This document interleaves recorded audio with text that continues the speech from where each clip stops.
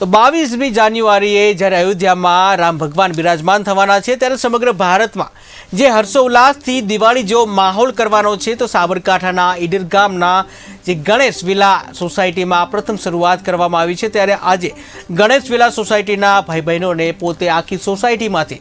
જે સાફ સફાઈ જે કરવામાં આવી છે ને જે કચરો જે છે એ બાળી અને સાફ સફાઈ કરવામાં જે ઝુંબેશ હાથ ધરવામાં આવ્યો છે ત્યારે રામલલ્લાના પ્રાણ પ્રતિષ્ઠા છે ત્યારે સમગ્ર ગણેશ વિલા સોસાયટીના લોકો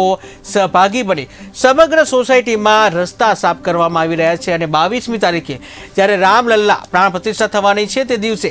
રાસ ગરબાનું પણ આયોજન કરેલ છે અને સોસાયટીને સંયુક્ત મળીને દીપ પ્રાગટ્ય કરી દિવાળી જેવો માહોલ અને ગણેશ વિલા સોસાયટીના મહાપ્રસાદનું પણ આ અંગે આયોજન કરવામાં આવ્યું છે।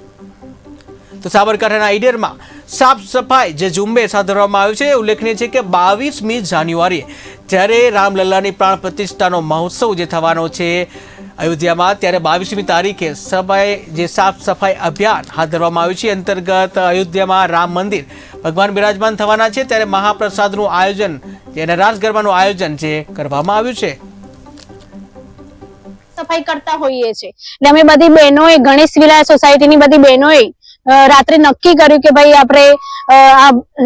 જે રામ મંદિરનો જે છે પ્રસંગ એ નિમિત્તે આપણે સાફ સફાઈ કરીએ અને દિવાળી જેવો માહોલ કરવાનો છે। આપણા વડાપ્રધાનની જે સંદેશ છે એ સંદેશો બધા સુધી પહોંચે એ માટે આપણે આ અભિયાનની શરૂઆત કરીએ અને અમે આજથી આ સાફ સફાઈનું અભિયાન શરૂ કર્યું છે અને અમે આ સોસાયટીના ખૂણે ખૂણા બધી બહેનોએ સાથે મળીને સાફ કર્યા છે અને ભાઈઓને પણ સાથે લીધા છે કે જેનાથી મોટા મોટા ઝાડ હોય એ કાપી અને અમે આ સોસાયટીમાં જે સાફ સફાઈ કરી છે એ જગ્યાએ બધા ભેગા થવાના છે અને ભેગા થઈને દીવડાઓ પ્રગટાવી દિવાળીના ફટાકડા ફોડી અને દિવાળી જેવો માહોલ કરી અને અમે બધા અહીંયા ગરબે પણ રમવાના છીએ અને એ નિમિત્તે અમે રામ ભગવાનની આગતા સ્વાગતા કરવાના છીએ। આપણા યશસ્વી વડાપ્રધાન ના એક કહેવાથી એક સમગ્ર ભારતમાં જ્યારે દિવાળી જેવો માહોલ થવાનો હોય ત્યારે અમારા ઈડરના આંગણે ઈડર ગઢના આંગણે અરવલ્લીના ધરોહરમાં જ્યારે દિવાળી જેવો માહોલ થવાનો હોય સમગ્ર ભારતમાં દિવાળી જેવો મહિમા ઉત્સવ થવાનો હોય